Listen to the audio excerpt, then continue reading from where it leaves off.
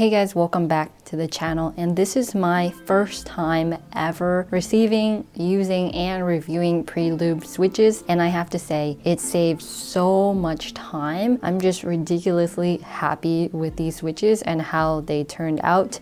Today we'll be looking at the Gateron CAPS switches with the super long springs.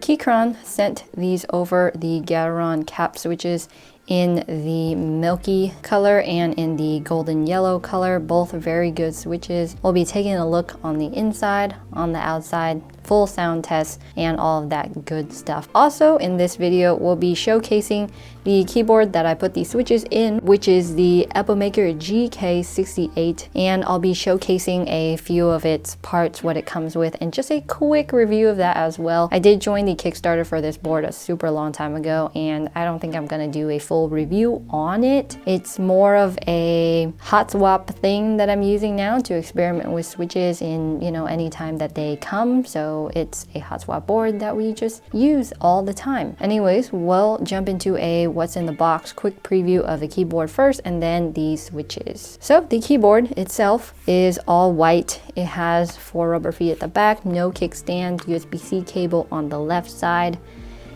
Pretty bland keycaps, PBT die sub, and they are uniform. It comes with a wire keycap puller, and the benefit to this board is that it comes with a split spacebar module, as well as additional keycaps and switches for the module and stabilizers as well. I don't like using that because the position that it puts my thumbs in, I really do not like. It came originally with these Gateron black switches. Alongside that, it comes with a metal keycap puller. I don't really like using this though. The only time I would use this keycap puller is for the edges, but usually I use this green one, which is a lot more firm and easier to use. It also comes with additional keycaps for your Mac layout, which isn't something that I use, so I just throw that aside.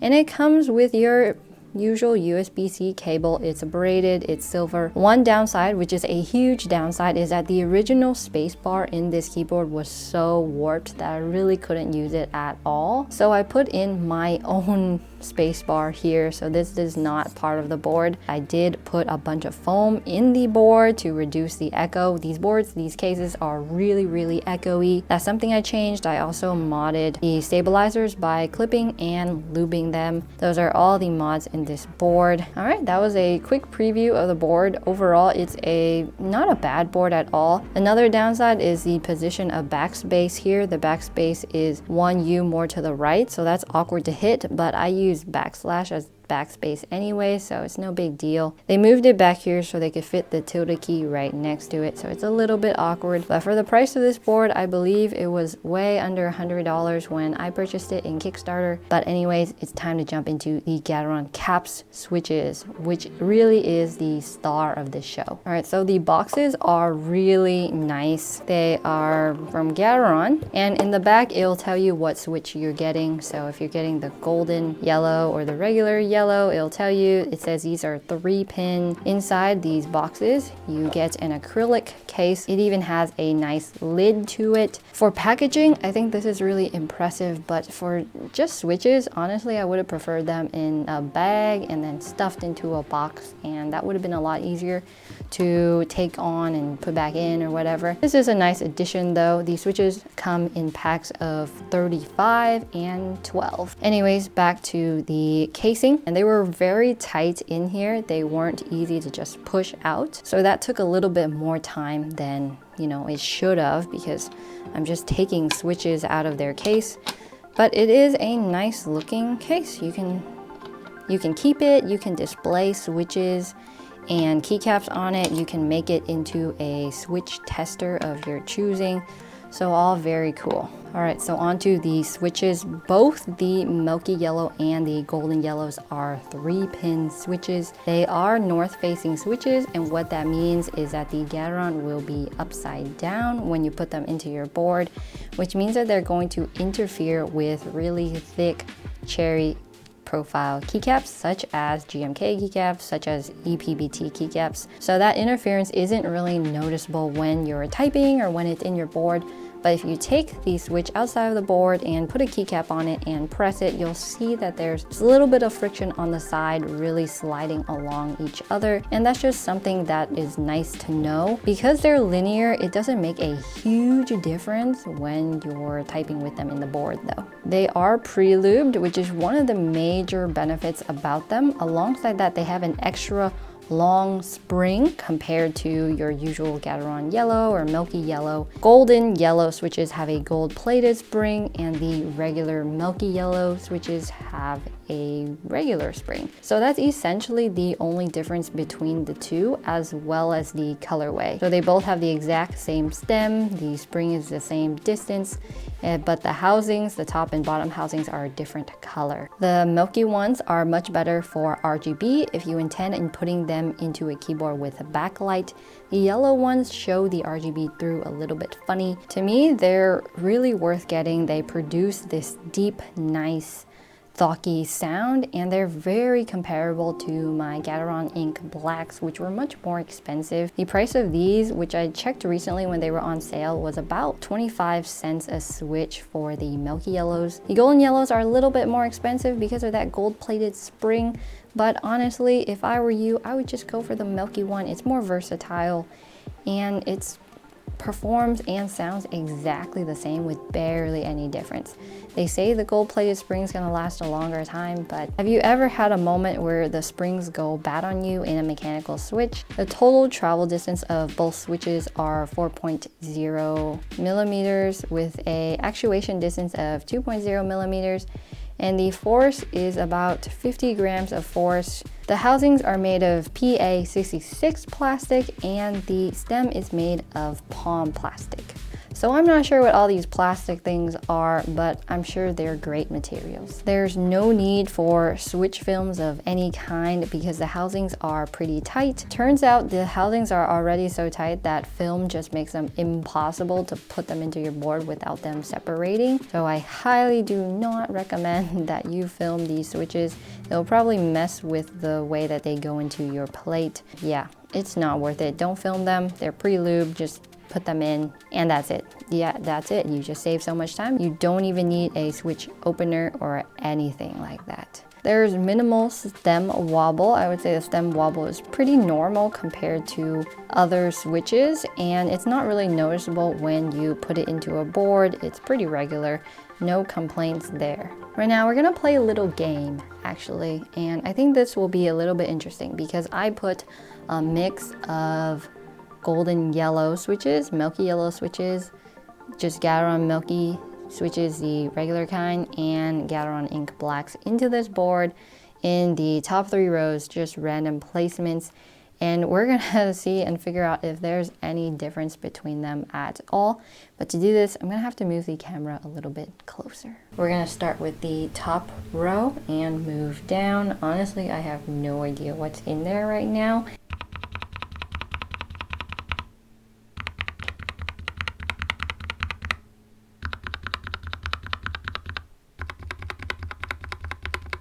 Alright, so obviously the 0 sounds significantly different than everything else, so I'm going to assume that that one is not a cap switch. These are cap switches. Has a very low thocky sound. Alright, let's open her up. So the 0 here is actually the Gateron yellow. That's pretty regular looking. So this board, either the board or the switches, something's really loose here, but every time I take out a switch, pretty much everything comes along with it. 9.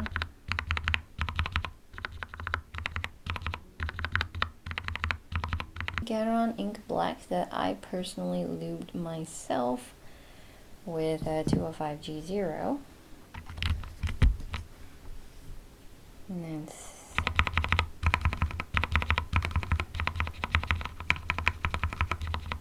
sound exactly the same. No, the 7 is scratchier than the 6. So the 7 is a golden yellow and the 6 is a milky yellow. They're both cap switches. I'm surprised that the milky yellow actually sounds scratchier or feels scratchier than the milky yellows.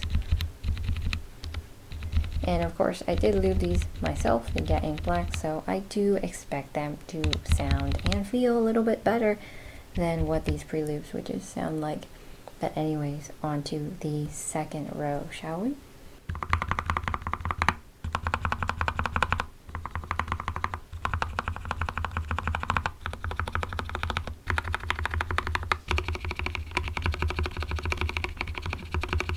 Alright, my guess is P is a milky yellow. Tell. Golden yellow, it's scratchy.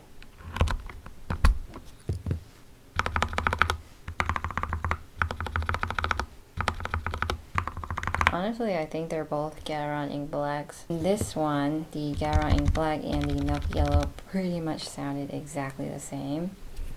We'll try the last row.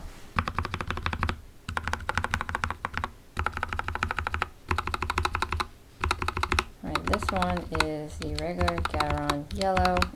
Alright.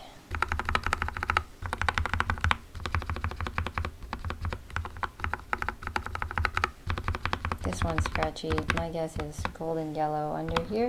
Nope, it's milky yellow. Alright, one of this is an ink black and I believe the other one is a golden one, maybe.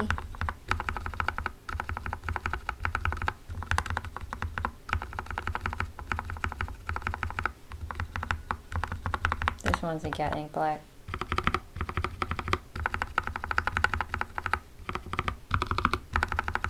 I can't even tell what this is. Another Gat Ink Black. We're just getting tricky today. Alright, there's a golden yellow on this row though. Here we go. Alright, so from what we just saw, there are a few similarities between the Gat Blacks and the golden yellows and milky yellows. Between the milky yellows and golden yellows, I heard that there are inconsistencies between switch to switch. Some of them feel or sound way smoother than other ones, and the other ones have some scratchy sounds to them at times. Of course, I can't be completely confident in the way that I lube my Gat Ink Blacks either, so those have a little bit of scratch sometimes too. But between the well-lubed cap switches and the Gat Ink Blacks, they sound very similar and they feel very similar as well. From what I can see, getting one of these is going to save a ton of time, but you are going to have a little bit of scratchiness from switch to switch, so it can be a little bit inconsistent. Alright, so what are the verdict on these Gateron CAPS switches? My personal opinion of them is that I would 100% absolutely purchase them. On sale, they were a steal. They save so much time.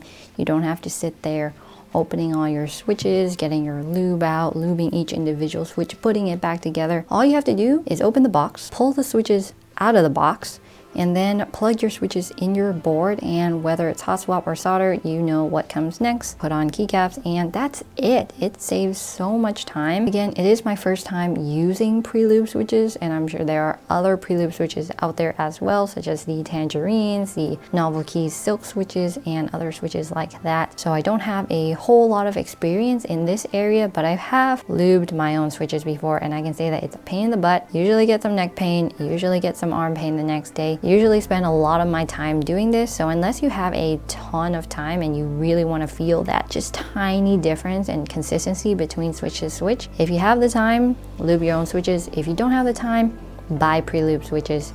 It's worth it. I really love the deep sound of them. We are going to have the complete sound test on the board at the end of just me typing. The spacebar is a little bit wonky, so forgive the board for that. It's not the switch's fault, it's the board. I've heard from other people that these switches sound a little bit over lubed, but from the sound comparison that we just did, I don't really think that at all. If anything, they could use a little bit more lube on the stem or the housing, but something there is inconsistently causing those scratchy sounds to come through. These switches still feel very quick. They are more consistent than the regular Gateron yellows. They also sound a little bit lower pitch and there's less rattle as well. Honestly, I would buy it. You can find the links to them down below. I believe they're still in pre-order right now and haven't really shipped out yet. Thanks to Keychron for letting me try these out. I'm probably gonna put this on some kind of future build. I really don't know yet. Or they might go back in the box, or they might stay on this board. We'll see. Anyways, thank you so much for watching, and I'll see you in the next one. Bye. And here's the sound test that you've all been waiting for.